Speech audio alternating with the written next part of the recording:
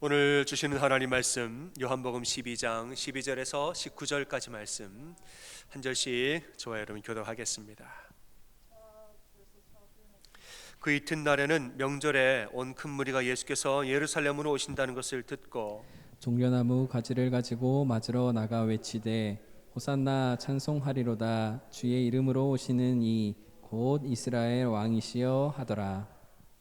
예수는 한 어린 나귀를 보고 타시니 이는 기록된 바 시온 따라 두려워하지 말라 보라 너의 왕이 나귀 새끼를 타고 오신다 함과 같더라.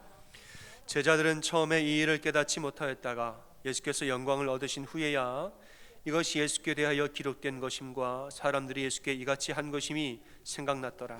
나사로를 무덤에서 불러내어 죽은 자 가운데서 살리신 때에 함께 있던 무리가 증언하니라. 이에 무리가 예수를 맞으면 이 표적 행하심을 들었음이러라. 바리새인이 서로 말하되 볼지어다 너희 하는 일이 쓸데없다 보라 온 세상이 그를 따르는도다 하니라. 아멘. 아멘. 우리 서로 전우좌우로 참 잘 오셨습니다. 인사하시겠습니다. 참 잘 오셨습니다. 네, 여러분 주님의 이름으로 환영합니다.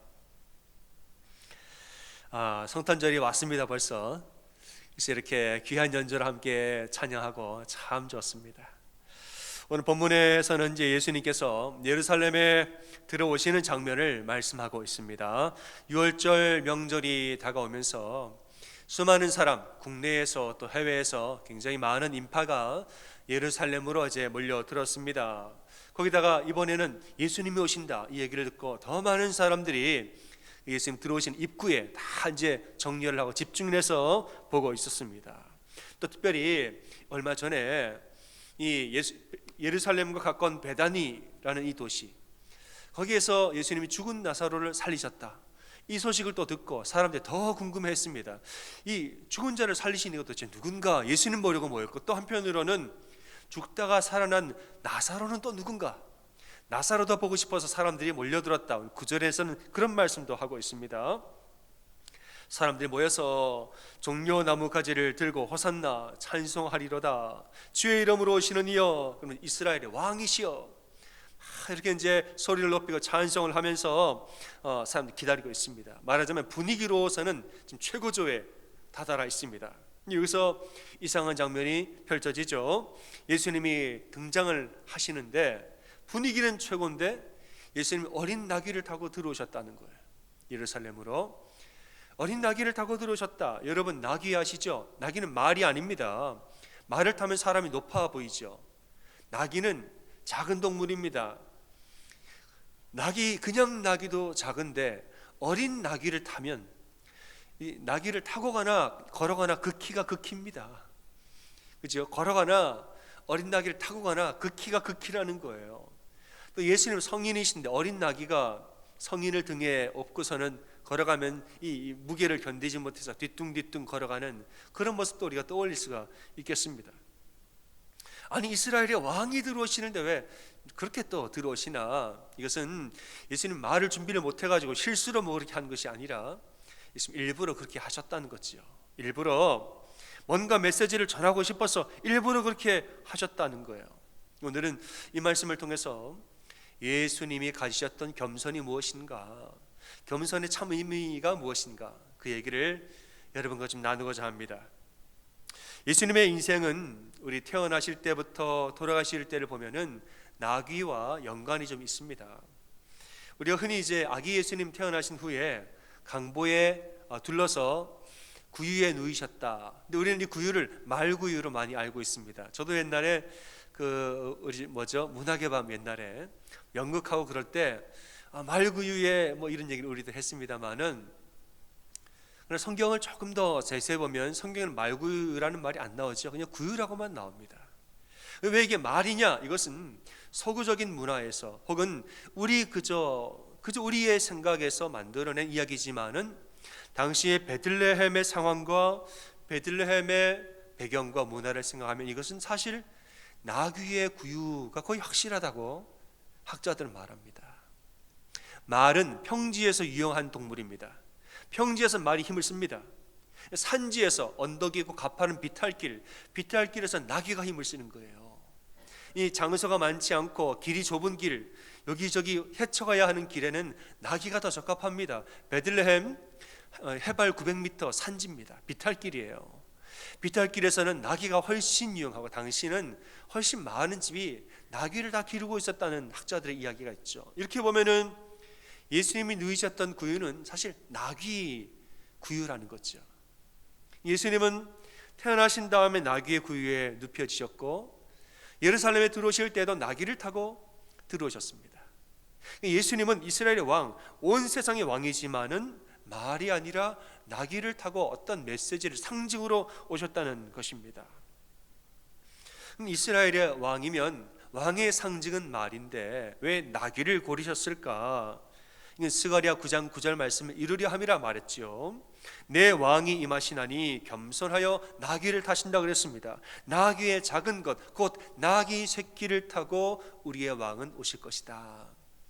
이 말씀을 이루려 하심이라라고 말을 합니다. 여러분, 말은 전쟁과 승리의 상징입니다. 전쟁에서 싸워서 승리한 다음에 개선하고 들어오는 왕, 개선하고 들어오는 장군, 그들이 타는 것이 말. 그래서 말은 전쟁과 승리의 상징이에요. 나귀는 뭐냐? 나귀는 겸손과 평화의 상징입니다. 겸손하게 자기를 낮추고 사람들과 두루두루 둥글둥글 원하지 아니하게 고집을 꺾고 둥글둥글 편안하게 어우러져서 살아가는 평화의 상징이 나귀라는 것이에요. 예수님은 이것을 통해서 메시지를 전하는 것입니다. 내가 너희들 남들과 싸워서 승리하는 인생 살아라. 전쟁하고 너의 뜻이 있으면 싸워서 이겨라. 그런 인생을 살아라 라는 메시지가 아니라 자신을 좀 내려놓고 서로서로 겸손하여서 평화를 이루면서 살아라. 이 메시지를 세상에 전하러 오신 거예요. 여러분, 예수님 믿을 때 첫 번째 단계가 뭡니까? 이게 안 되면 예수님 믿기 못 믿습니다. 뭐냐? 나는 죄인입니다 라는 사실을 고백하는 거. 이게 예수님을 믿는 첫 번째 단계입니다. 맞습니까? 나는 죄인입니다. 이게 안 되면 예수님 믿는 첫 단계가 안 되는 거예요. 그래서 나는 죄인입니다. 저 사람보다는 의인입니다가 아니라 이 사람보다 좀 낫습니다가 아니라 그냥 그런 거 따지지 말고 그냥 나는 죄인입니다. 이 사실을 철저하게 고백할 때에 그래야 예수님 믿는 첫 단계를 밟는 것입니다. 근데 여러분, 나는 죄인입니다. 뭡니까? 교만입니까? 겸손입니까? 나를 높이는 것입니까? 낮추는 것입니까? 겸손이에요. 낮추는 것이고 자기를 부인하고 비우는 것입니다. 우리가 겸손하지 아니하면 예수님 앞에 한 발짝도 나아갈 수 없습니다. 예수님 앞에 나아가려면 낮아져야 하고 겸손해져야 하고 이것이 먼저라는 것이에요. 여러분, 여러분의 마음을 내려놓고 여러분의 생각과 나의 고집을 좀 내려놓고 서로서로 평화롭고 겸손함으로 이렇게 사는 것이 우리를 향한 예수님의 뜻인지를 믿으시기 바랍니다. 이런 의미에서 우리 옆에 분들에게 서로 좀 그렇게 고백하겠습니다. 서로 싸우지 말고 평화롭게 삽시다. 이렇게 인사 좀 하겠습니다. 서로 싸우지 말고 평화롭게 삽시다. 그게 우리를 향한 예수님 메시지요. 그게 우리를 향한 예수님 마음입니다. 겸손이 무엇이냐? 1차적으로는 자신을 비우는 게 겸손입니다. 하지만 이건 1차적인 것이고 진정한 겸손은 그건 무엇이냐? 자신을 비운 자리에 하나님의 뜻으로 채우는 것이 진짜 겸손이라는 것이에요. 우리가 겸손합시다 라고 말하면 무조건 자기를 낮추는 것으로만 생각하지만 그건 1차적인 의미예요. 2차적으로는 뭐냐? 자신을 비웠으면 그 다음 뭐 해야 됩니까? 비운 자리에 하나님의 뜻으로 채워야 되는 거예요. 하나님이 사랑하라, 내 이웃을 내 몸과 같이 사랑하라. 우리를 향한 하나님의 계명으로 채우는 거예요. 하나님을 사랑하면 됐지요가 아니라 하나님 사랑하고 내 이웃도 내 몸과 같이 아끼고 사랑하라. 이것으로 나를 채우는 것이 그게 진짜 겸손이라는 것입니다. 예수님 이야기를 좀 보겠습니다. 예수님은 죽음의 때가 다가오면서 심히 괴로웠다 말합니다. 겟세마네 동산에서 나가 기도하기를 하나님 할 수만 있거든 할 수만 있거든 이 자를 나게서 지나가게 좀 해주십시오. 말하자면은 죽음을 피하고 싶은 거예요. 예수님 마음에서는, 내 마음에서는 죽고 싶지 않았던 거지요.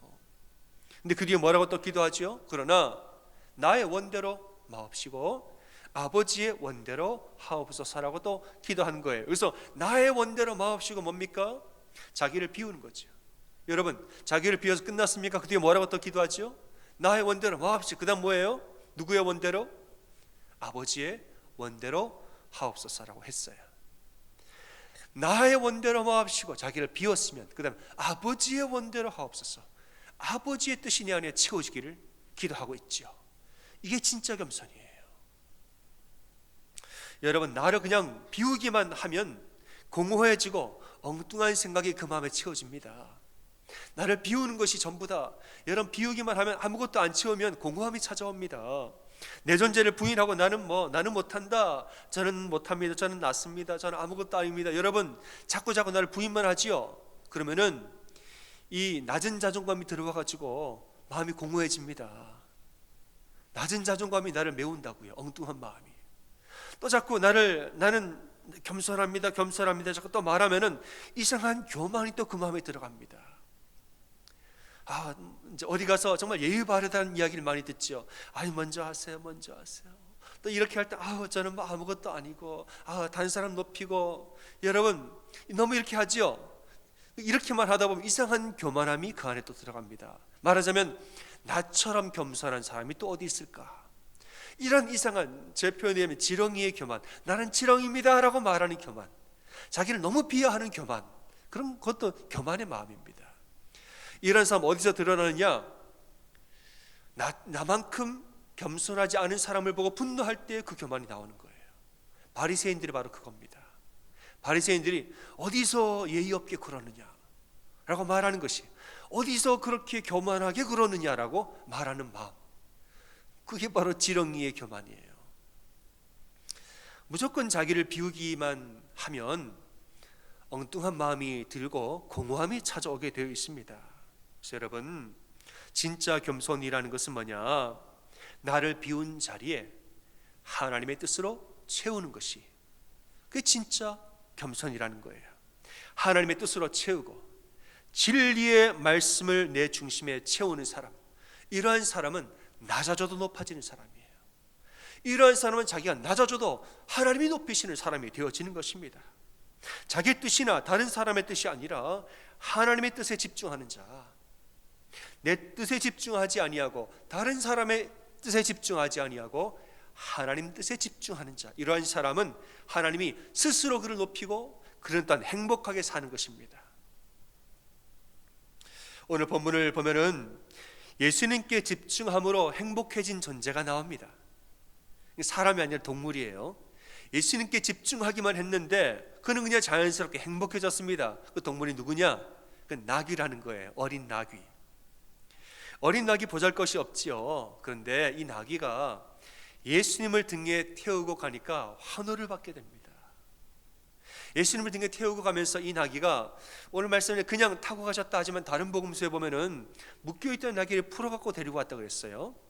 그러니까 묶여있던 존재였는데 예수님으로 인하여서 이 묶임이 풀려지고 그 다음에 예수님을 모시고 살아간 존재가 되었는데 얼마나 행복하였는가, 오늘 그 묵상을 하게 됩니다. 제가 왜 이런 얘기를 하느냐, 제가 참 좋아하는 찬양 중에 꿈 있는 자유라는 이 복음성가 찬양팀이 있습니다. 그 음반에 행복한 나귀라는 찬양이 있는데 제가 굉장히 좋아해요. 가사가, 야, 어떻게 이런 가사를 썼을까, 나귀를 대상으로 어떻게 이런 묵상까지 했을까 싶을 정도로 참 은혜가 됩니다. 이제 가사를 한번 읽어드리겠습니다. 주님, 저는 그 행복한 나귀 되고 싶어요. 묶여있는 저를 풀어주세요. 세상의 욕심에, 죄에, 나 자신에 묶여있는 저를 풀어주세요. 그리고 주님을 섬기게 하세요.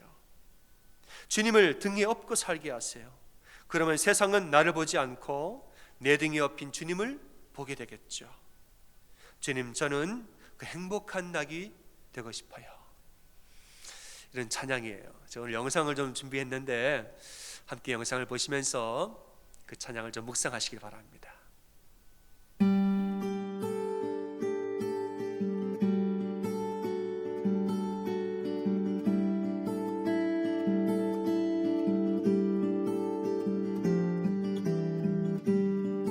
주님, 저는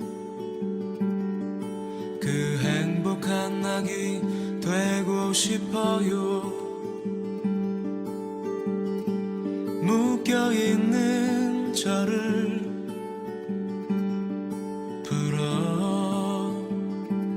풀어주세요. 세상의 욕심에 죄에 나 자신의 묶여있는 저를 풀어주세요.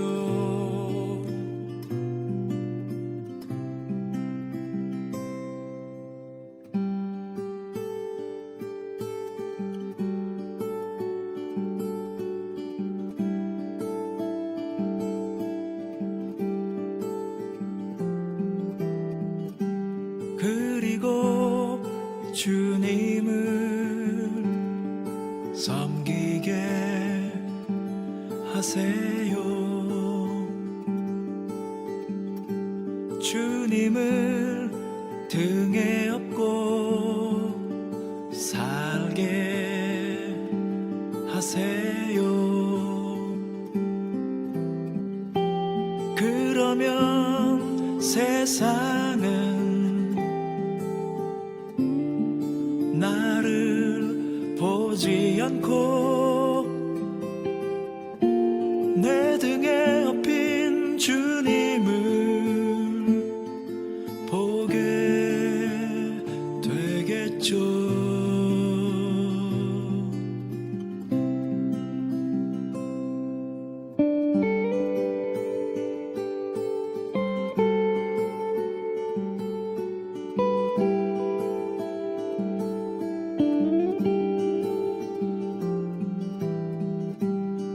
주님, 저는 그 행복한 낙이 되고 싶어요.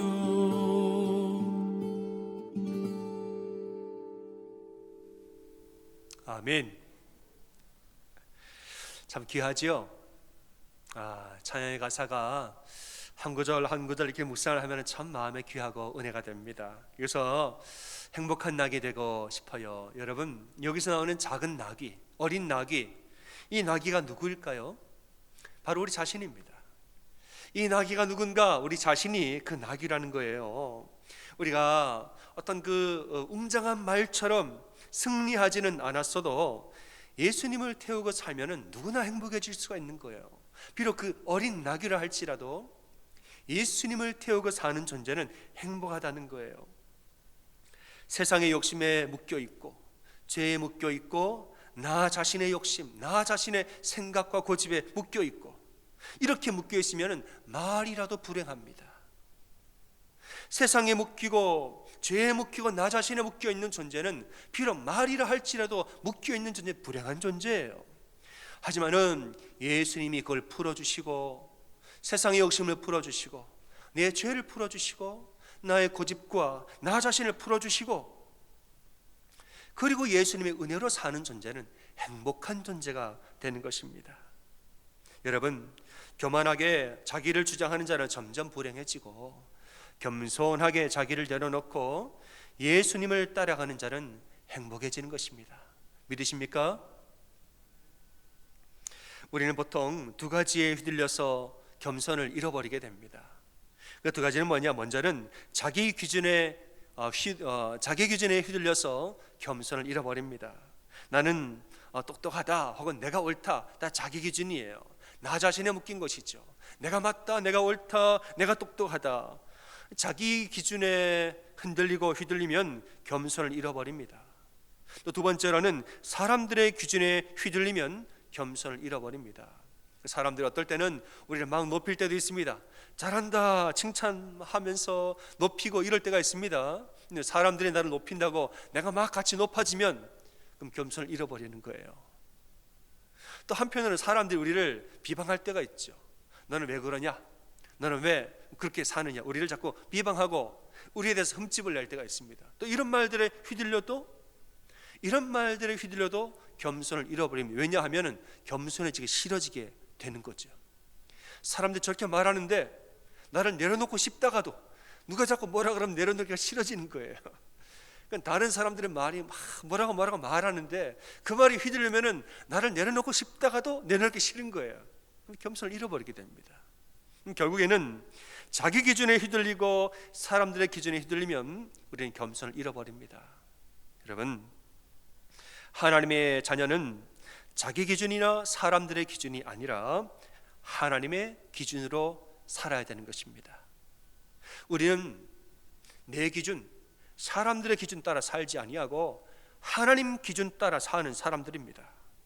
내가 나를 어떻게 생각하는가, 사람들이 나를 어떻게 바라보는가, 그게 아니라 하나님이 나를 어찌 보시는가, 하나님 뜻이 무엇인가, 하나님 나에게 지금 원하시는 것이 무엇인가, 하나님 지금 나에게 뭐라고 말씀하시는가, 하나님 뜻의 중심을 두고 사는 사람들, 성경에서 뭐라고 말하고 진리의 말씀 뭐라고 이야기하는가, 말씀을 내 심령, 내 중심에 두고 사는 사람, 이런 사람들이 하나님의 자녀라는 것입니다. 그래야 우리는 하나님 중심으로 살아야 이 말 저 말 여기저기 휘둘리지 아니하고 살아가는 것입니다. 예수님은 사람들의 비난에 휘둘리지도 않았고 사람들의 환호성 가운데 휘둘리지도 않았습니다. 예수님 말씀 보면은 예수님 예루살렘에 들어갈 때 수많은 사람들이 와 그냥 박수를 치면서 환호를 지르면서 예수님 죽게 세웠습니다. 예수님은 근데 그 환호에 휘둘리지 않았다는 거예요. 왜냐? 사람들의 환호는 금방 꺼집니다. 어떤 순간에는 막 잘했다가 박수를 쳐요. 그런데 잠깐만 시간이 지나면 등을 탁 돌립니다. 어떤 순간에는 막 좋아하다가 어떤 사건이 딱 생기면 등을 딱 돌립니다. 사람들의 환호는 올라갔다가도 또 식어지는 것이에요. 또 사람들의 비방은 어떻습니까? 비방도 여러분 막 비방을 했다가도 또 그 비방이 본인에게 돌아갈 때가 있는 것이요. 또 하나님의 은혜를 내리실 때는 그 비방이 다 거두어집니다. 예수님이 사람마다 환호를 했다가도 예수님 붙들리시고 십자가 달리실 때는 민심이 싸늘하게 식어서 등을 딱 돌렸습니다. 또 수많은 바리새인과 수많은 사람 유대인들이 비방을 하다가도 예수님은 사흘 후에 부활하시고 부활하신 후에 사람들이 나타나시고 그 모든 비방은 다 사라졌습니다. 예수님은 사람들이 뭐라고 하든 간에 하나님 아버지의 뜻을 마음의 중심에 두고 하나님 뜻만 쫓아서 나아갔습니다. 제 갈 길을 걸어가신 거예요. 그러니까 결국에는 하나님이 높이시고 사람들도 어떠한 말들도 그 앞에서 입을 닫아버리고 그 영광, 그의 발 앞에 무릎을 꿇고 영광을 돌리게 되는 것입니다. 여러분, 사람들의 평가에 너무 여러분 휘둘리지 말고 하나님 중심으로 사시기 바랍니다. 사춘기를 지나고 있는 어떤 여자 고등학생 아이가 있었습니다. 여러분 사춘기가 어떤 때인 줄 아시죠? 사춘기는 자기 정체성을 확립하는 시기입니다. 내가 누군가에 대해서 관심과 어렸을 때는 내가 누군가가 왜 궁금해요? 그냥 엄마 아빠가 누구면 되죠. 조금 아이들이 이제 크고 이제 몸이 성장을 하고 정신이 좀 성숙을 하면은 나는 누구인가 질문을 던집니다. 엄마 아빠가 나를 뭐라고 하는가 이걸 먼저 듣겠죠. 그 다음에는 사람들이 나를 뭐라고 이야기하는가에 아주 민감한 시기가 됩니다. 사람들 한마디를 하면 사춘기 시기에는 막 그런 줄 알고 막 자기 정체성을 내가 누군지는 알고 싶은데 진짜 내가 누군지는 몰라요. 아직 이 과도기가 사춘기죠. 이 학생이 막 이제 그렇게 조금만 기분이 상하면은 뭐 다 싫어 다 미워 이렇게 얘기하는 그 시절을 지나고 있었는데 또 그 집에는 1살짜리 막둥이 아기가 있었다는 거예요. 아기랑 이제 같이 사는 거죠. 어느 날 이 딸아이가 일기장에 이런 글을 썼습니다. 사춘기니까 우리 집 사람들은 다 나를 미워하는 것이 확실하다. 엄마 아빠가 나를 미워하는 건 알고 있었는데 지난주부터는 우리 막둥이도 나를 미워하기 시작했다. 이렇게 썼어요. 그 이유가 뭐냐 뒤에 이렇게 적죠. 이유는 이렇다. 막둥이가 엄마 아빠가 오라 그러면 가는데 내가 오라 그랬는데 안 오더라는 거예요. 나를 무시하더라는 거죠. 엄마 아빠가 오라 그러면 가면서 내가 오라 그러면 안 온다. 벌써 두 번째다. 그러면서 엄마 아빠도 나를 무시하는데 이제는 막둥이까지 나를 무시한다. 아무도 나를 사랑하지 않는다. 일기장 이렇게 썼어요. 제가 왜 이렇게 얘기를 하느냐, 그 자매가 일기장을 저한테 보여줘서 제가 본 거예요. 그 썼더라고요. 아유, 내가 보면서 사람이 다 이렇다. 여러분, 철없는 아이, 막둥이에게도 인정을 받고 싶어하는 게 사람 마음입니다. 철없는 꼬마 아이, 막둥이 1살짜리 아기에게도 인정받고 싶어하는 마음이 있는 게 사람의 마음이에요. 여러분, 우리 강아지를 왜 좋아합니까? 강아지는 내가 밖에 나가서 어떤 얼마나 어렵게 사는지 상관없이 집에 들어오면은 저는 강아지한테 천지 없어도 주인입니다. 그죠? 내가 어떤 사람인지 강아지는 전혀 상관하지 않아요. 내가 사장인지 부사장인지 종업원인지 아무것도 강아지를 상관하지 않아요. 그냥 집에 가면 강아지는 내가 주인인 거예요. 나밖에 없는 것이에요. 그냥 꼬리를 치면서 달려오는 거예요. 그러니까 강아지한테 위로를 받는 거예요. 그런데 사춘기가 되면은 강아지한테 위로를 엄마한테는 가면서 나한테는 안 와요. 그럼 상처를 또 받는, 강아지까지도 나를 무시한다. 그럴 수도 있는 문제인 거지요. 사람의 마음이 그렇습니다. 어디 가든 간에 강아지한테든 갓난아기한테든 인정받고 싶어하고 사랑받고 싶어하는 그 마음이 사람에게 있는 게 그게 다 우리 심리라는 것이에요. 근데 여러분, 여기에 중요한 사실이 있습니다. 뭐냐? 나를 평가하는 그 사람들 역시 하나님 앞에서는 전부 다 갓난아기라는 사실입니다.